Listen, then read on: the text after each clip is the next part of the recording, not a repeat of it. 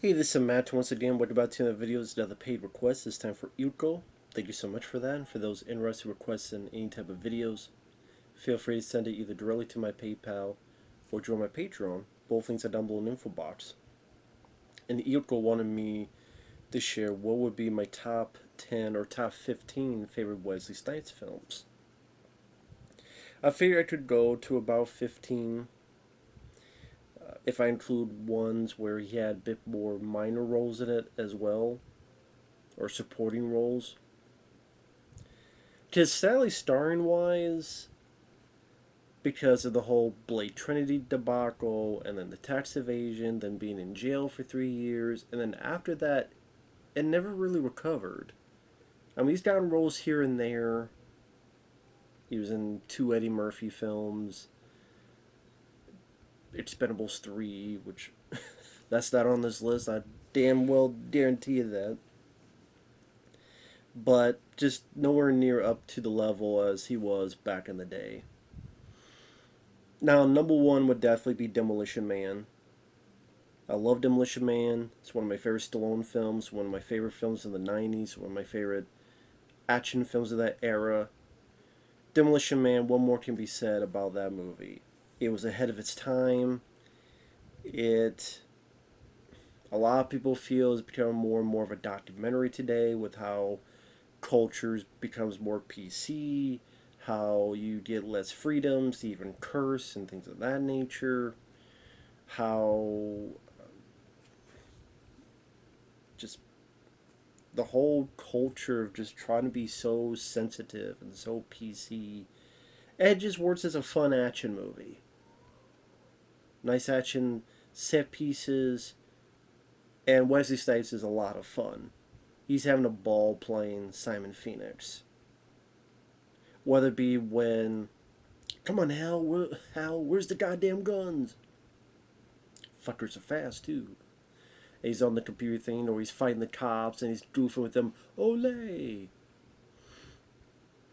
Or he's in the museum. How much do you weigh? And before that, what's my bottle? And he's throwing people through windows and he's laughing. It's almost as if he's playing the Joker. Simon Phoenix. I mean, he has a distinct look and he's energetic. Such a great villain for that movie. And definitely a highlight of his career. Number two, I put Blade 2. And number three is Blade 1. I love those three. I love those 2 Blade films. There were 3, besides the third one wasn't good at all. But I put Blade 2 above it because I love the. There's a bit more of a creature feature element because of Guillermo del Toro's direction. I love the idea of these creatures that are hunting vampires, and Blade has to work with vampires because once it's done with vampires, it's going to deal with the human race. So again, the fact that what Blade has to work with vampires, but also have to deal with this bigger threat. And I think the fight scenes, the action sequences are even more pumped up compared with the first. Yeah, I remember when I reviewed Blade 2, I don't know if the review's still up, and I would get comments going, how the hell can you like this movie? This film sucks. And I'm sitting there going, what? There's like multiple comments of people saying Blade 2 sucks. I went, I don't get it. Teach their own, I don't get it. I think it's a damn good sequel, and I like it even more than the first. Because I think the threat is even more.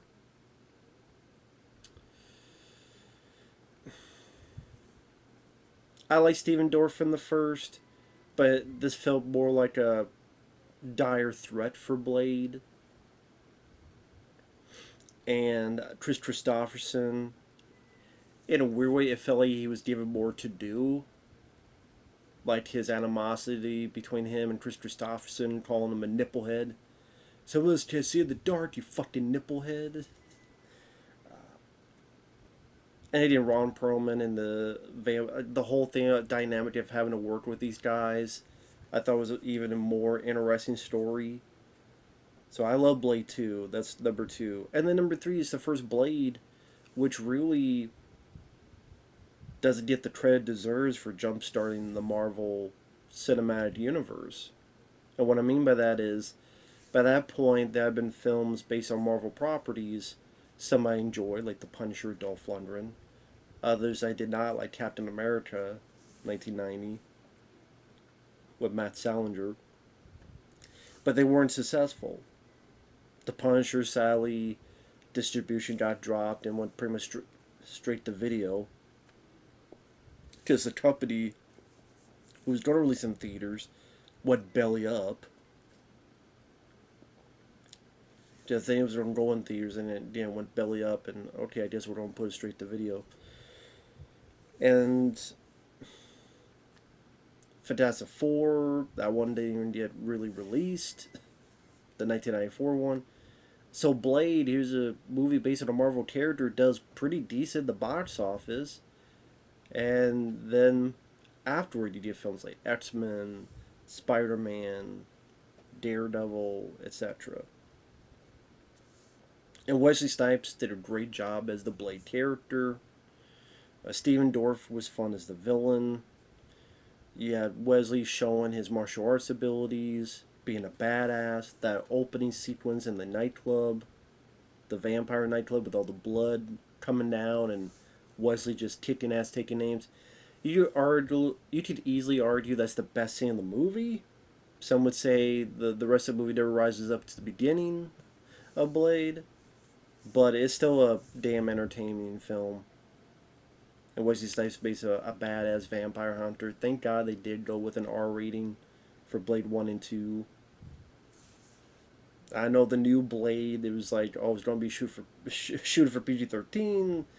And then the director quit, and the script apparently sucks, and then there's who knows what the hell's going on with that. But yeah, 1 Demolition Man, 2 Blade 2, 3 Blade 1. Number 4, I'm gonna put White Men Can't Jump. I still find that a very funny movie. I'm a fan of basketball. I'm a fan of the sport. Sadly, I've not kept up with it for many years. Just been busy with life and other stuff. But I do enjoy basketball. It's probably the one sport I do enjoy watching, if I had the chance to watch it. And I thought Wesley Snipes and Woody Harrelson had electric chemistry with each other. I thought they had great chemistry with each other. And I still laugh at their banter back and forth. Whether it be the beginning of the film of hustling, where unbeknownst to Wesley, Woody Harrelson's hustling him. It's work. It's hard, goddamn work. Look at this good. Just again, love the banter between the two. And remember watching that VHS tape quite a few times. I even remember some of the commercials in front of the VHS tape. Like there were, because it was basketball as the centerpiece of the movie, there were trailers for the basketball videos. Like one for Michael Jordan, then there was one for Larry Bird, one for like bloopers. And one was, it was great NBA shots, but then also music videos. I forget what that was called. And then there's like a commercial for the soundtrack. I forget, there might have been a music video as well. Or maybe that was after the movie. I just, vivid images of the memories of the VHS tape. But yeah, White Man Can't Jump still makes me laugh.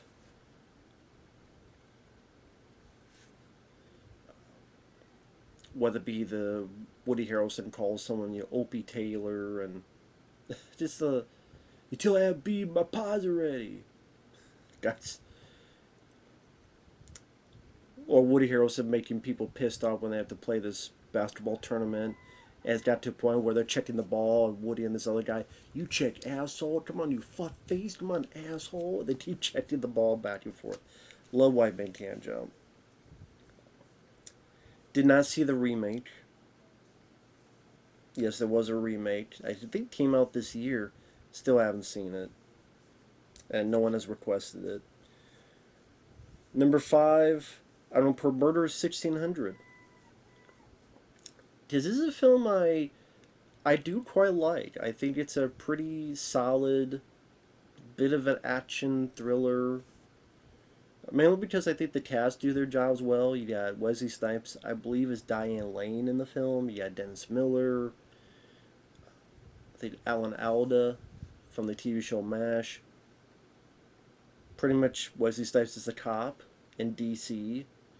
And there's a murder at 1600 Pennsylvania, the White House. And he's got to figure out what happened. And of course, there's a conspiracy. And I didn't.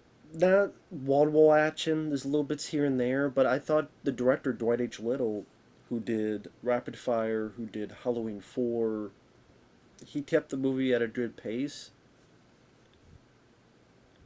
I don't know, at that time there's a couple other White House thrillers. There was Absolute Power with Clint Eastwood. There was The Shadow Conspiracy with Charlie Sheen. I didn't like those, but this one I always thought was pretty decent. More than decent, pretty solid film. And a bit underrated too. I don't know if the film's even on Blu-ray, but if I got the DVD over here, I should have brought the case. But yeah, I always liked Murder at 1600. Number 6, I'm going to put... I'm debating between this and this. See, that's where it gets into, okay, do I want to put that higher? Do I want to put this lower? Number 6, I'll put Passenger 57. Because that's a film, when I first saw it, I didn't mind it, but I wasn't gung-ho about it. Because it's surprisingly a pretty short film. And you're thinking the entire film's going to be on the plane. There's only a little bit, and then like a good chunk of the third act is off the plane, and then this fairground. But you watch it again, it's a nice, fun little action movie. Bruce Payne is your villain. Of course, the great line, always bet on black. Wesley Snipes said he did to show a little bit of his action, martial arts, abilities. The fad's so short, it goes by at a quick pace, and is a nice, compact little action movie. I mean, you think of action movies of that era, it's nowhere, to me, it's nowhere up to levels of Speed or Demolition Man or Cliffhanger or Broken Arrow or some of these other films. It felt as if we could use a bit more spectacle in some way, or even bigger set pieces. But overall, it's grown on me, and I do like Passenger 57. Number 7, Major League. Granted, Wesley has a supporting role, but he's really funny as Willie Mays Hayes, trying to steal all these bases, and even to the point that he puts like a glove up on the wall for each base he steals. And you also have Charlie Sheen, you got Tom Berenger, you got Corbin Burnson, you have a very good cast. Again, fairly funny movie, dealing with another sport, baseball, which is even more effective, even more crazy that it works, because I'm not a fan of baseball. Like basketball, I'm a fan. I'm not a fan of baseball. I'm not a fan of watching baseball. But this makes baseball watchable, because it gives all the highlights. I especially love, what's his name? Dennis Haysbert in the movie. When he's talking to his like voodoo thing, He'll talk to his bat, and after he's like, "Fuck you, I do it myself." Major Lee's a lot of fun. Not big on the sequel, and lo and behold, Wesley Snipes did not return for the sequel. Instead, he had Omar Epps. But I do quite like the first one. In fact, I wasn't sure. Someday, I mean, if you ask me tomorrow, the next day, I actually might put Major League above Passenger 57. So those could switch easily. So one's number 6, one's number 7. Number 8, I put Money Train. I do like the film. I think the movie kind of is a bit lengthy of a film. I don't know if it's like over 2 hours. It felt a bit long. I don't think it needed to be that long. I thought kind of the dynamic between the two is still really good. I don't think it's as good as it is in White Man Can't Jump. Because by the third act, they're both on their kind of separate ways of the law, where one wants to take over the money train and the other has to go on and try to help them, and they're fighting each other and they're argumentative against each other. Then ultimately they have to, one wants to help the other. So you don't have much fun banter because of the circumstances.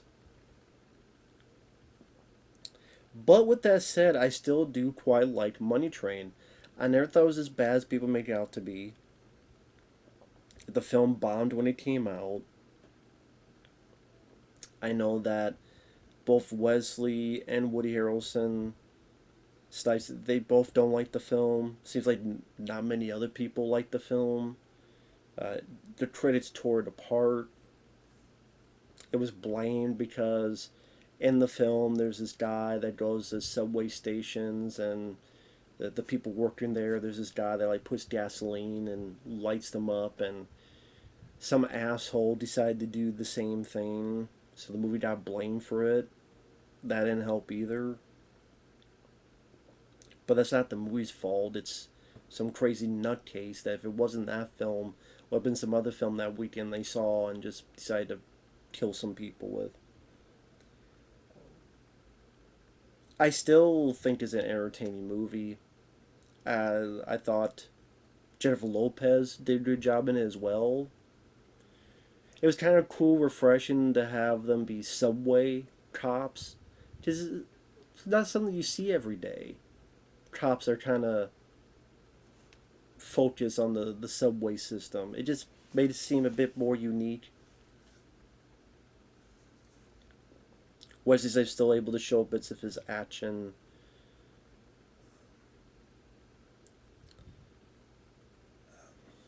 Heroics. Sometimes Woody Harrelson's character is not the most likable character. And sometimes I'm like, well, you know, they should got a good point to knocking this guy off. Because he caused a lot of trouble. But Money Train's not nearly as bad as people make out to be. I still think it's a fun film. Number 9, I put New Jack City. I mean, it's a really solid, kind of in the vein of Scarface, you know, the guy who rises to power. I'll always be my brother's keeper. And Wesley Snipes does a good job as the villain in that. You also got Ice-T, you got Judd Nelson. Judd Nelson's not in the film as much as I want him to be, but it's still nice to have him in there. Ice-T, I thought, did a good job in the lead as the guy going after Wesley Snipes. Chris Rock, which looking back, kind of a unique role for him as this, you know, druggy guy. It's just not something you think of Chris Rock taking that type of role nowadays. But New Jack City, that's definitely a good one. Number 10.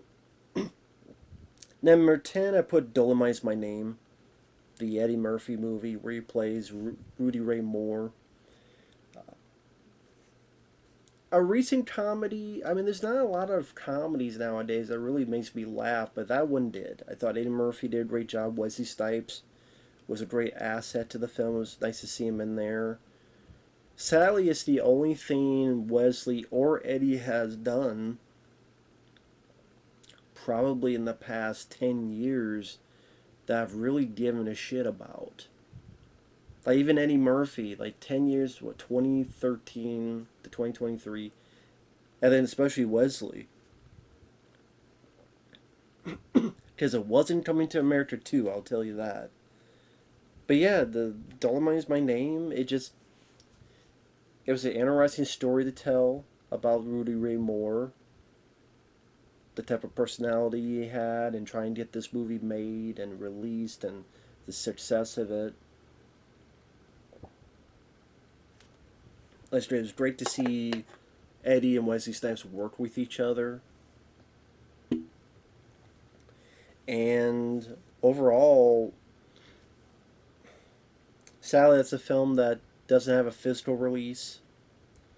It was ridiculous how these they pick and choose. Like Prey, that was on Hulu, that has a physical release. That was at fucking Walmart the last time I was there.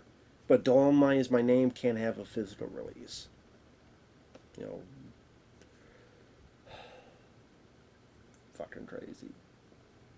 Day Shift. Jamie Foxx can't have a physical release, but Prey can.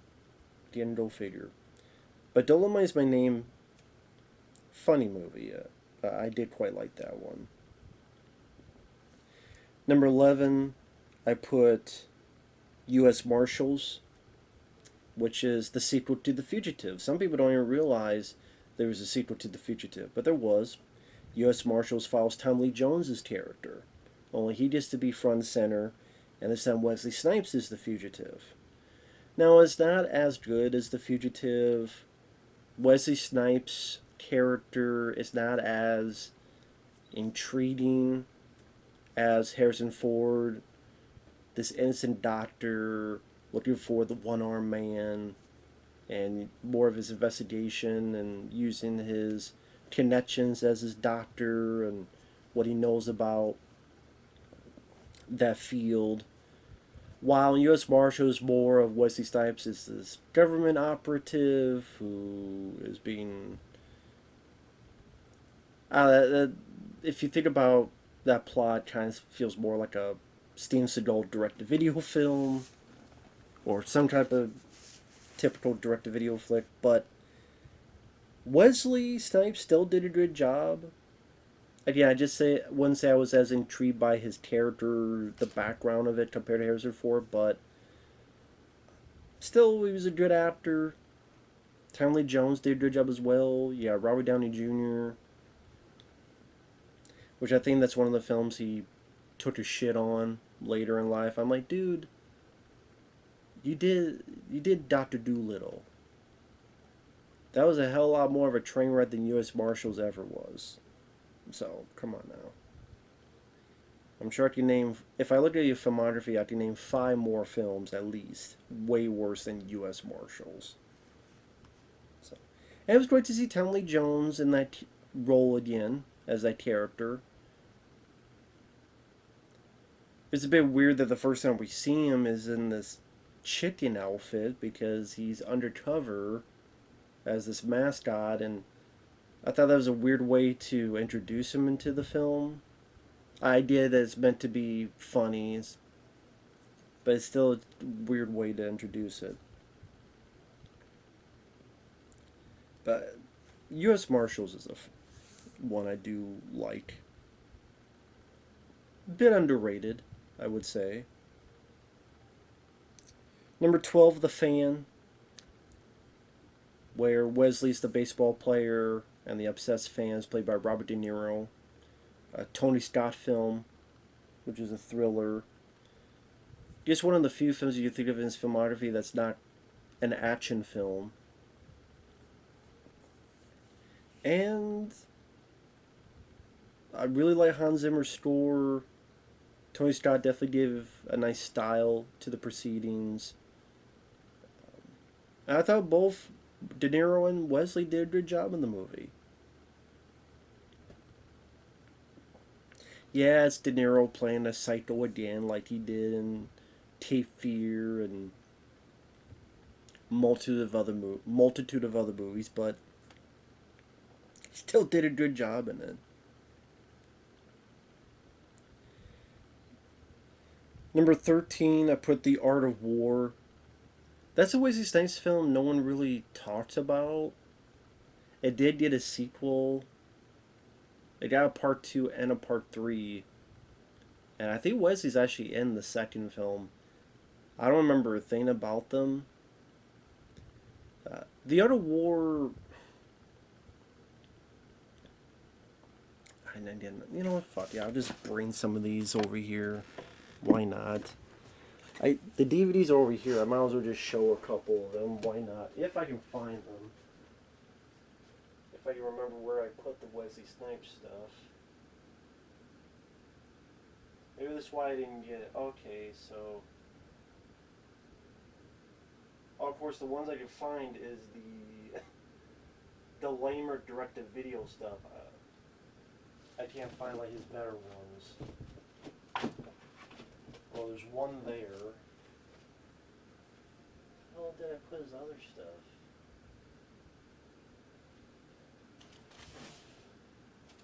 And yeah, of course, I can't find that.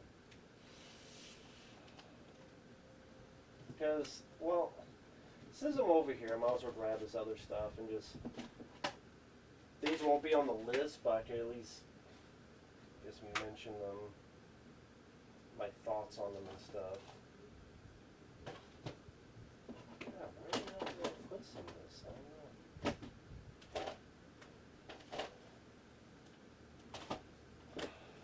know. 1 second, I know, it's...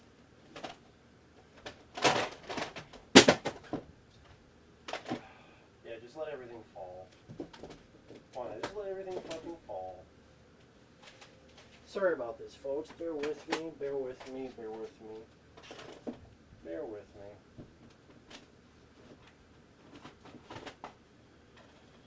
Alright, there's that, there's that, there's that.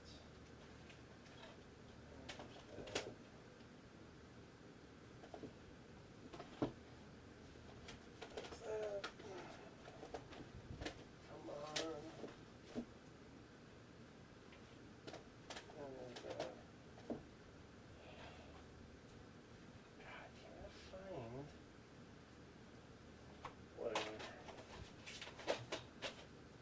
I haven't found most of the ones I'm looking for, but I guess I'll deal with this. Oh well. This is not a prim and proper operation, so... I could find The Art of War. I know it's there somewhere. But I did find Murder at 1600. Which, like I said, I always did like this one. Yeah, Diane Lane, Alan Alda, Ronnie Cox as the president, Dennis Miller. So. And again, The Art of War, I remember like Michael Biehn is the villain in that film. Some pretty decent action sequences.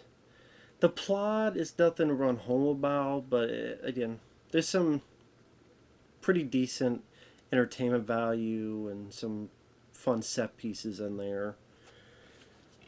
But before I go on, well, you know what?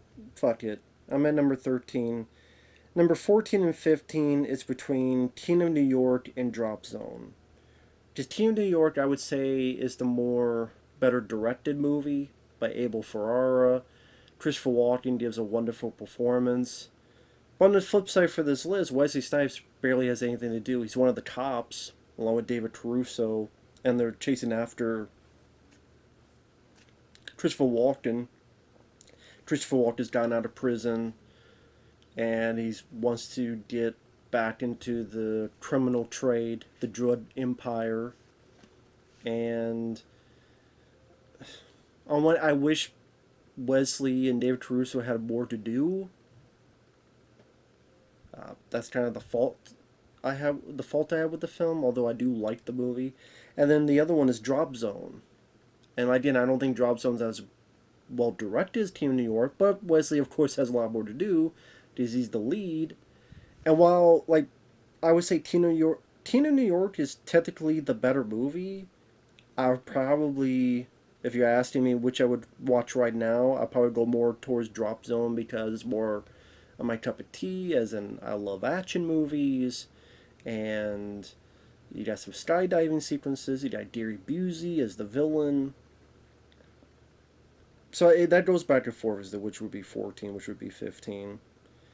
But yeah, 1 Demolition Man, 2 Blade 2, 3 Blade 1, 4 White Man Can't Jump, 5 Murder at 1600, 6 Passenger 57, 7 Major League, and those could be flipped, maybe. 8 Money Train, 9 New Jack City, 10 Dolemite's My Name, 11 U.S. Marshals, 12 The Fan, 13 The Art of War, 14 and 15 it could be either King of New York or Drop Zone or vice versa. So, of course, this is when I was collecting. Back in the day, I would collect DVDs. At one point, there was a website called Go Hastings. It's not there anymore. It was gone many, many years ago. But Go Hastings, you could literally get DVDs at times for $3 online. And that if you buy enough, you get free shipping. So it's like, okay, here's a paycheck. Let me just get this series of films and try to collect this actor's work. This is when I cared about that. I don't care about that shit anymore, but this is when I used to. So that's why I have these, which are... These films suck. But Game of Death, very lame movie. Wesley Snipes and Gary Daniels have a fight scene. It's a really shitty fight scene because you can't tell what the hell's going on. It's cut to hell and high water. It's confusing. And it's also a waste of people like Robert Davi, Zoe Bell, who's in Death Proof. She was the one on the hood of the car doing the stunt works in in Death Proof. I don't know what the fuck Jared from New York Post Pop Rap. A kick-ass action film that actually kicks ass. Guy must have licked a lot of ass. And that's why you don't hear about fucking Pop Rap. What the hell that is. Poppin' cherries, baby. The Detonator. This is an era where, like, every other DVD he wore glasses. Like, there's him wearing glasses. And there's him wearing glasses. And then there's him wearing glasses. Because, hey, Blade wore glasses. And there's him wearing glasses. I say every other movie because he's not wearing glasses in this. Or the other movie, so... Yeah, I could barely tell you the difference. Because I've watched these and I don't remember a damn thing about each of them. I would literally have to read the back of the DVD, and even then I'd be like, I don't remember any details. But he would make these movies that were just bargain bin, forgettable, in when you're out the other movies. The fate of thousands is in their hands. The Detonator. Or the world's greatest marksman is now a marked man. The Contractor. You know, these very generic titles.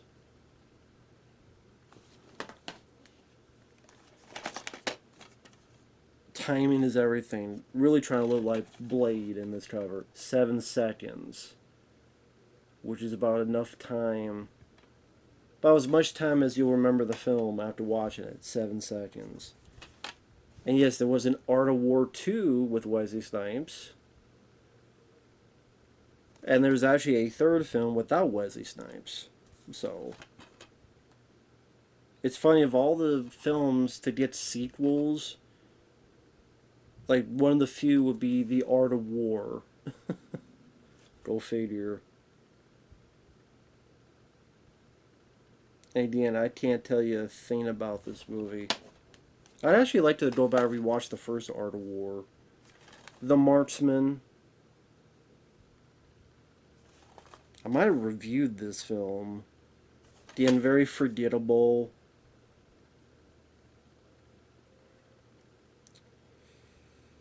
But I mean, this is the era where it's just, hey, did whatever work he can. He was not a major star anymore. This is before his tax problems. I think it's just his films were bombing, and his attitude was shit. And when your attitude is shit, people hear about it, then they go, I don't want to work with that guy. So then, hey, his name will sell a bit of stuff, so dim and direct to video film, like Unstoppable, nothing to do with the Tony Scott film. You can't stop the man who will stop at nothing. Just get the most generic taglines and titles.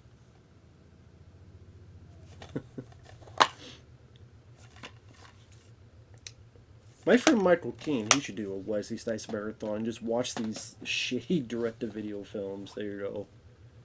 The Marksman, The Contractor, The Detonator. Anyway, this is a pretty long video, but I figured I'd just show those. With that said, thanks for watching. We'll see you guys later. Bye-bye.